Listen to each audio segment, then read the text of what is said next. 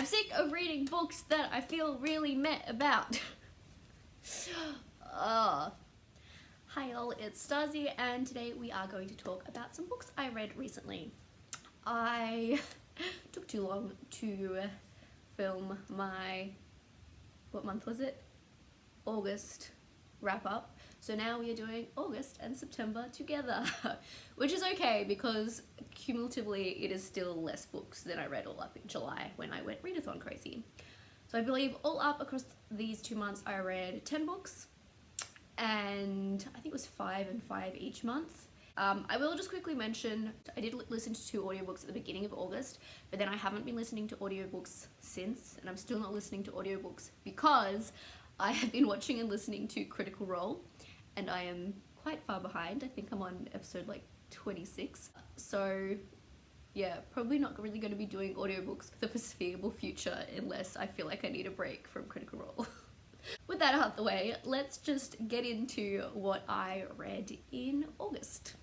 So in August, I read 5 books. 4 of those were from the library, 2 were audiobooks, and 3 were physical books. I'm just gonna go in order by when I read them. So the very first thing I read in August was Radio Silence by Alice Oseman. Now, this has been a very hyped up book, but it's basically a YA contemporary about a girl who draws fan art for a podcast she listens to that's kind of in the vein of something like Welcome to Night Vale. And then she happens to meet the creator of her favorite podcast, and they strike up a friendship at first, not knowingly kind of thing, and it kind of goes from there. And it deals with a lot of things, including academic expectations and trying to find your way and all of those kind of things. And I gave this 3 stars. It's the book that really solidified the idea in my head that YA contemporary just isn't really my genre. As much as this had some interesting and important themes and all of those kind of things, I just didn't love it. It was just kind of okay to me, which is a recurring thing with YA contemporaries. I don't know, and YA contemporaries are often really easy reads, but they never really end up making me feel much. I don't know how to explain it, but basically YA contemporary isn't really my thing. They're often easy reads, but they don't really make me feel much, and I don't tend to think about them after I've read them, so that's why 3 stars. I can understand why some people love it, but not my thing. Cool. Next thing I read was Illuminae by Amy Kaufman and Jerry Christoph. I decided to try this out particularly because I had just read Nevernight and God's Grave the month before and loved them. So that encouraged me to pick up something else that Jerry Christoph's worked on. Illuminae, another very popular book, mixed media, YA, sci-fi, about these 2 teenagers whose planet gets attacked and they escape on these ships, but they're separated on these ships, and the story... I don't know why my video just stopped then, but that's okay. But anyway, Illuminae. I found... Another thing that's not really for me is the mixed media format. I think I just like my novels as traditional novels. It's one of the reasons that I think I struggled trying to read Dracula as a teenager, because that's a largely kind of letter format. So the parts of this book I actually enjoyed the most were the ones that were kind of told in a more traditional narrative. Aside from that, the story overall... I mean, I'm not a huge sci-fi person in general, I have to admit that, but even then, the story overall was, again, just okay to me. I think I gave this, again, a 3 out of 5 stars. The one thing I did really like about this story was the part which felt like a space horror, a space survival horror. The part of this book that felt like a space survival horror, which one I was totally not expecting. That's not something people ever mention when they talk about it, but that is a thing in part of this book. 2, yeah, it was the section that had the most kind of traditional story writing in it. During this time, it didn't have as much of like the messaging back and forth and all of those kind of things. But that was my favorite part of this book, and I think if that was a larger component of this book, I would have liked it even more. If anyone has any recommendations for books that are just that kind of survival horror aspect, and that's the book rather than just being a small element of a broader story, let me know. But yes, I didn't care much for the story otherwise, and the other thing was I didn't love the ending, because I was really enjoying this space horror atmosphere. I was really enjoying the survival horror atmosphere, and then the way it ended was, the way that was looking to end was kind of dark, but I also kind of liked it, and it felt appropriate to what had been happening. And then it didn't end there, and the way things wrapped up at the very end, I wasn't such a fan of, particularly because otherwise, if things had ended a bit earlier in this book, like, I think it would have been a perfect standalone, and I probably would have given it a higher rating. I have no interest in continuing the series, basically. I don't know. I haven't expressed my thoughts very well, but basically mixed media format wasn't really for me. The one part of the book I really liked was the survival horror aspect, and I feel like it could have ended there and I would have been happy. But then, yeah. Then I was also listening to an audiobook while I was on my way to work and things like that. The audiobook I listened to was We Set the Dark on Fire by Taylor K. Major. Just checking my Goodreads so I don't miss anything. This is basically the main draw point of this story is it is a female romance, and it's fantasy, but it's like political fantasy, and you are following these girls who, in their society, basically men have two wives. One's eventually becomes the mother figure, and the other one kind of runs the household, in simple terms. And so these two girls have graduated from the school, a husband has picked them, but there's other things going on in the society as well at the time, like rebellion and things like that, of people who are on the other side of a wall and don't have it as good, and all of that kind of stuff. I, for the most part, really enjoyed this book, which was also surprising because I was listening to it on an audiobook, and I've mentioned before that narratives in audiobooks I sometimes have a trouble getting into. I think the thing, again, it was a 3 out of 5 star read for me though. It wasn't anything special, and I think the thing that particularly, I think I was going to rate it higher because I was enjoying it, but the thing that particularly ruined it for me was the ending.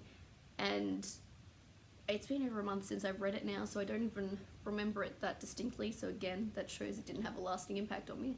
But I remember I didn't really feel great about the ending, and the way things wrapped up and were revealed and things like that.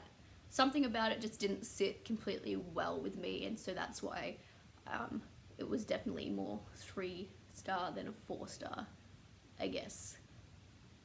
Yeah, cute female romance in there though, which isn't something you see a lot in YA, so necessarily. So I say that, but there's a lot out there. But in terms of popular YA, it's not something you necessarily see a lot, and it's good to see. The other thing I listened to on audiobook during the month of August was Norse Mythology by Neil Gaiman. This was, I gave this a 4 out of 5 stars. I have always loved Norse mythology, kind of mythology in general. At university, I studied classics, so ancient Greece and Rome particularly. But as a kid, Norse mythology was my favorite mythology after classics. I went to a Steiner school, so it was something that we were actually taught a lot. But anyway, aside from that, I really like Norse mythology. This book is basically just Neil Gaiman retelling a bunch of myths and stories from Norse mythology, following all the key characters, Loki, Thor, Odin, etc, etc. Just a good time. It's interesting.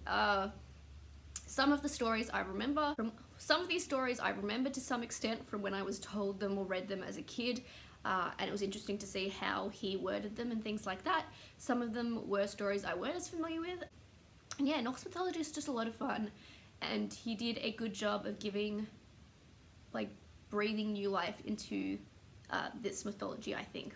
It's also interesting to see, since I haven't revisited Norse mythology very much since I was a kid, it's also very interesting to see and compare in terms of the fact that obviously Loki and Thor are huge figures in the Marvel universe, and they have taken inspiration from Norse mythology to create those figures, and it was interesting to be reminded of kind of similarities and differences between the comic book character and the original mythology. That was also interesting.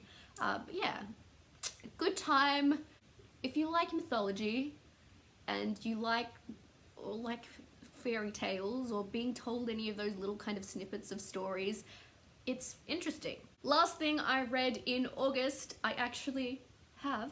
It was an anticipated release, and that was Darkdawn. That was Darkdawn by J. Kristoff. I have just gotten darker, I think, because of how wide this book is. But I read Nevernight and God's Grave for the first time in July, and Nevernight has very quickly became one of my all-time favorite books. So I was very keen to get straight into this, and I got it as soon as it came out. Actually, since I don't finish work most days till after most shops are closed, I was very sad that I wasn't going to be able to get it at the start of the week when it immediately came out, but my boyfriend went and got it for me, so I didn't have to wait and I could get started on it. And yeah, I'm gonna put this down just because it's messing up my lighting so bad. But basically, if you somehow haven't heard of Nevernight, we're following Mia Corvea, who essentially wants revenge for the murder of her parents, or just murder of her family in general, actually. And in the first book, she is training to become an assassin and goes to an assassin school, basically so that she can build up to being able to get rid of the men she holds responsible. And things go from there, and this was obviously then the last book in that trilogy, and I definitely really enjoyed it, and I still gave it a 5 stars because 4 didn't seem like enough. Maybe I'd give it a 4.5, but I don't know, I didn't absolutely love everything about how this was done and how it was wrapped up, but it was still a very enjoyable read.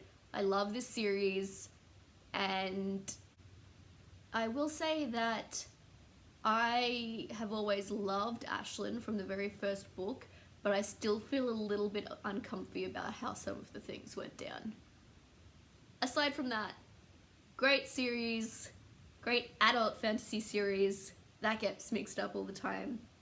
And yeah, if you want bloody violence, oh, I don't want to like spoil anything, but there is a jacket in this book, I will just say, that is literally made of like human faces or something, and the whole thing about how that was worn and all the stuff around that and what, anyway, this series is like ridiculous and gross, and I love it.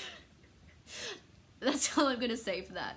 Moving on to September, which has just finished. What did I read in September? First thing I read in September, again, I actually own. Wait. Oh, that means I was wrong when I was talking in my vlog. I forgot about another book that I obtained this year, and that was The Stormcrow by Kaylin Josephson. Wow, said that in one try. If anyone saw my unboxing, that's not how it went the first time.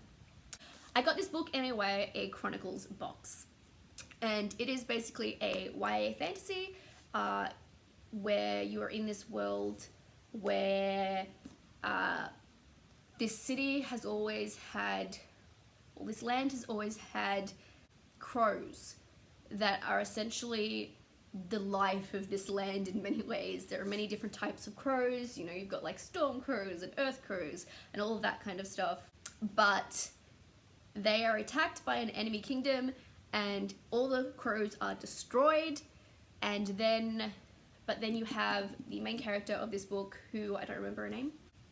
Khaleesi's the sister. What is her name? Anthea. Anthea? Anyway, she is to be married off to the son of the queen who actually attacked their kingdom, but she finds a stormcrow egg, and it's, you know, this seems to be the last crow that they have left because they were all killed, and things kind of go from there, where she is betrothed to basically the enemy prince, and she's trying to work out how to hatch this crow and give her kingdom and other kingdoms who have been conquered by this queen hope in this world. This was another okay read for me. Gave it 3 out of 5 stars. Some interesting ideas in there, and I do love fantasy. Can also be said that I think this is a debut novel, so that's also something to keep in mind. That definitely not a bad book. I'm trying to remember. I didn't love it, obviously. Thought it was okay, but I know there were a couple of things that I think particularly stood out to me at the time as bringing it down for me.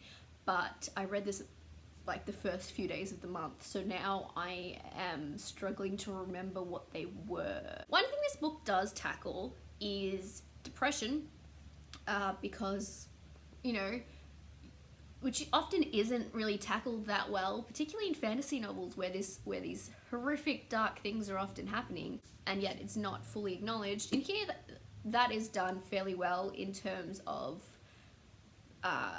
you know, the kingdom's been destroyed, all the crows have been destroyed, our main character loved the crows, and now her whole world's basically been turned upside down, and you're seeing the effects that has on her mental health, basically. So that was interesting and well done and nice to see, but at the same time, it was difficult to read. What else to say? It was a month ago. I don't remember enough about it to say anything more than that, which is again why it's a 3-star read to me. If a book doesn't stay with me, you know, I enjoyed it enough, probably not enough to continue with the series when more come out, but it was alright. If you're interested, go ahead. There is a bit of romance in here, but it's definitely not the main feature if that's something that bothers you. There is also kind of a love triangle, but not really. It's alright. I think I need to start steering away from YA fantasy or YA in general, because that's been my reaction to most YA I've read recently. It's alright. The next thing I read, I did really enjoy. I gave it 4 out of 5 stars, and it was something that I was actually surprised to have enjoyed so much, because it's a romance novel, a contemporary romance novel, and contemporary usually isn't really my thing in general. But that was The Unhoneymooners by Christina Lauren. In The Unhoneymooners, we are following Olive, who has a twin sister, and her twin sister is getting married. At the wedding, there is a seafood buffet. Olive happens to be allergic to seafood, so she doesn't eat it. And then the groom's brother doesn't eat from the buffet because he's just a bit funny about buffets in general and doesn't want to eat from it. So basically, they're the only 2 people in the whole wedding who didn't eat the buffet, so they're the only 2 people who didn't end up sick. Everyone else ends up with some kind of sickness from this buffet. So as the only people who didn't get sick, Olive's sister tells her that she needs to take her honeymoon because it's not refundable, and obviously the bride and groom can't take it because they're throwing up everywhere. So Olive and the groom's brother, who happen to not like each other very much at all, go on this honeymoon, and she pretends to be her identical sister to get the honeymoon, basically. And things go from there. Yeah, I do really like the kind of enemies to lovers trope, not gonna lie. That's what this is. So that was a good time. It was a good time. It didn't make me cringe too much, which is another thing romance can be tended to do. I didn't feel like it was really disrespectful, which I find can also be a very common theme in romances. It was just a good time, to be honest. The only 2 things that bothered me was, one, there were a few lines that made me question and cringe. Like, I think one of them was something like, "His smile punched me right in the vagina." There were two lines in particular that stood out to me. I don't remember exactly what the other one was, but that was that one, and that was like, so there were only about 3 lines like that that really stood out to me.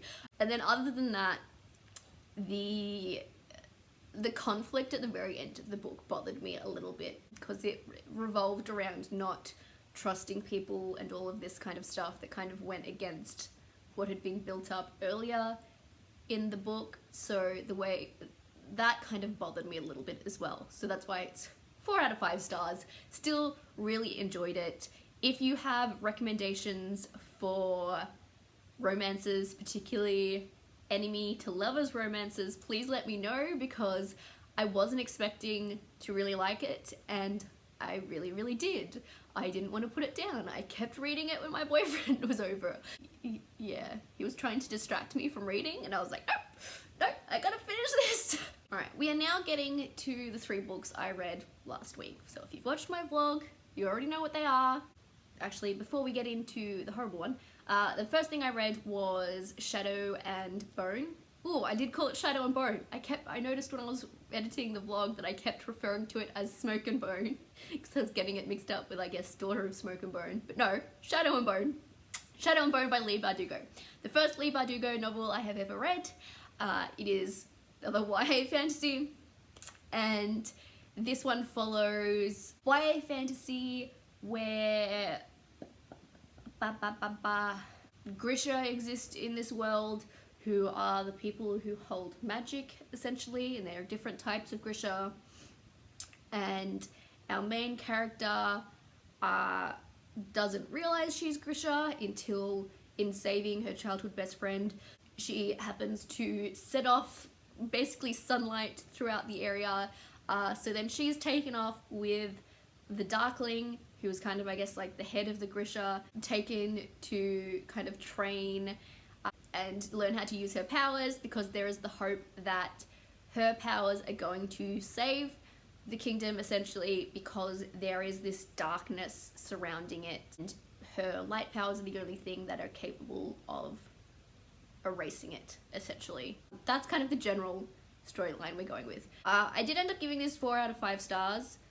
I didn't absolutely love it, but it was definitely an enjoyable fantasy read, especially as we got further into the book. It got kind of more interesting.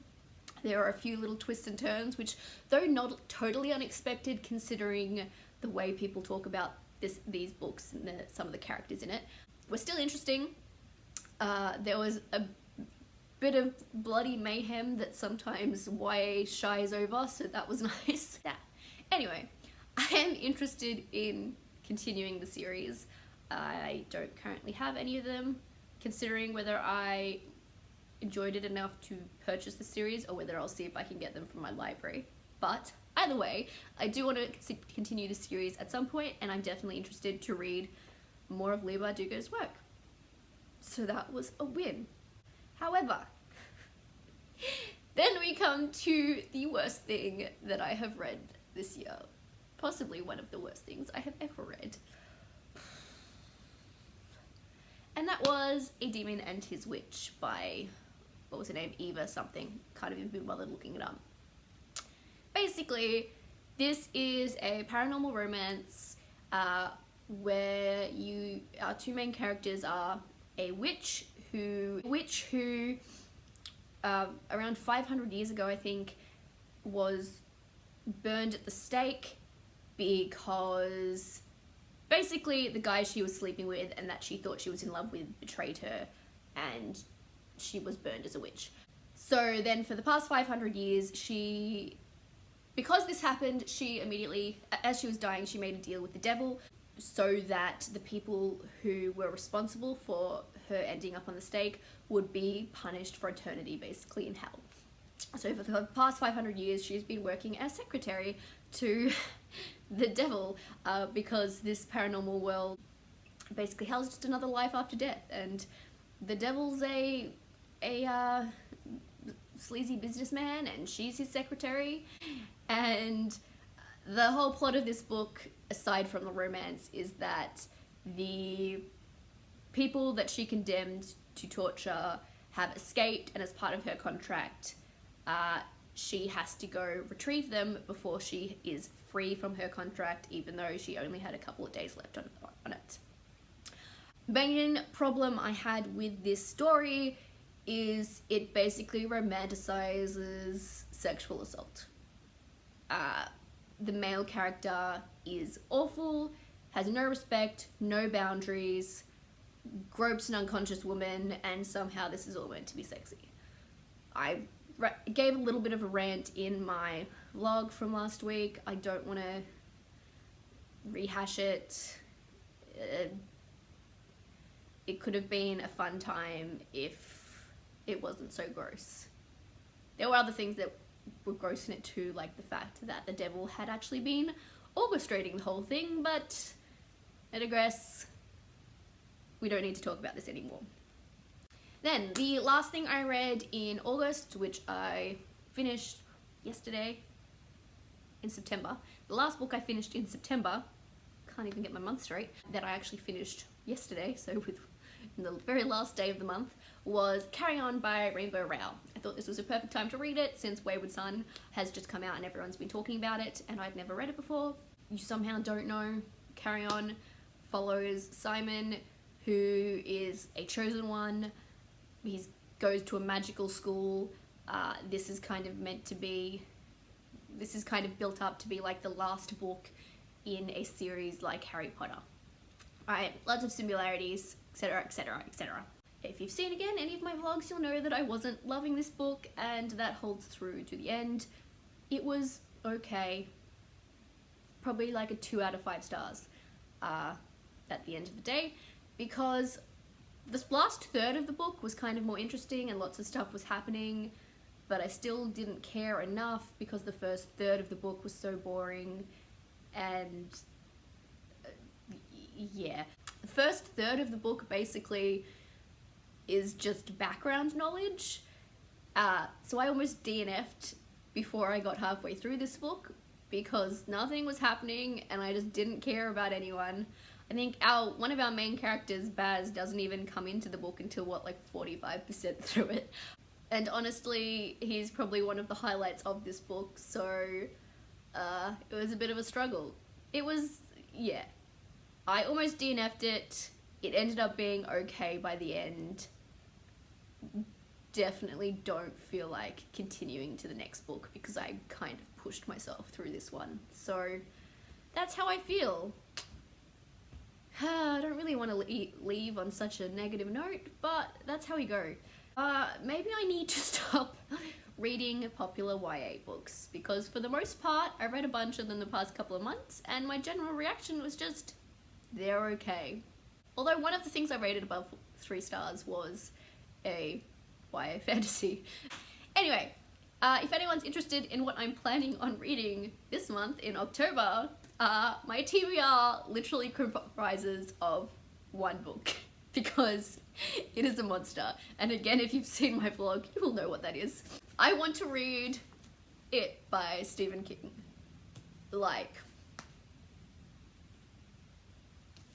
this is small font too. Really, like, oh. Yeah, so this is my October reading plans. This is my TBR. 1 book. If anyone has recommendations for books that they think I'll actually like and won't think are just okay or have to struggle through, please let me know. Don't just recommend popular YA books that everyone else seems to love, because apparently I don't. Give me your cute enemy to lovers romances or gritty fantasy, or I don't know. I need something. I want to read more good books. The past 2 months have left me frustrated. There's only been a few things I've actually really liked. Oh, actually, quickly too, if anyone's interested in non-book related things, I have watched 2 movies at the cinemas this past month. Both horror movies, as it turns out. One was It Chapter 2, which didn't enjoy as much as the first movie, but still enjoyed. Main problem with it was that it did feel really long. Obviously it was a really long movie, but sometimes movies can get away with that, but it felt really long, as much as I was enjoying it. I think one of the things about It Chapter 2 for me is I really like that classic Stephen King children dynamic. Like I really like Stand By Me, the movie Stand By Me as well. So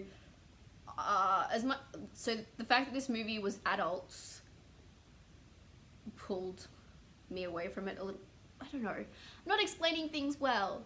Anyway, yeah, It Chapter 2 was interesting, had some creepy stuff, and I also watched Scary Stories to Tell in the Dark. I think Scary Stories I gave a 3 out of 5 stars. Oh, that's another thing. This month I discovered Letterboxd, which is basically like Goodreads for movies. So I'm going to try to start using that. I gave Scary Stories to Tell in the Dark 3 out of 5 stars. It was okay, some creepy stuff, nothing groundbreaking. It Chapter 2 I gave 4 out of 5 stars because I didn't love it as much as the first one, but still really enjoyed it. Yes, horror movies are good stuff. And I really should cut this off before it becomes an hour-long video. So, let me know if there's something that you've read and loved recently and that you think I won't just find mediocre. And yeah, cool. STAZIC out.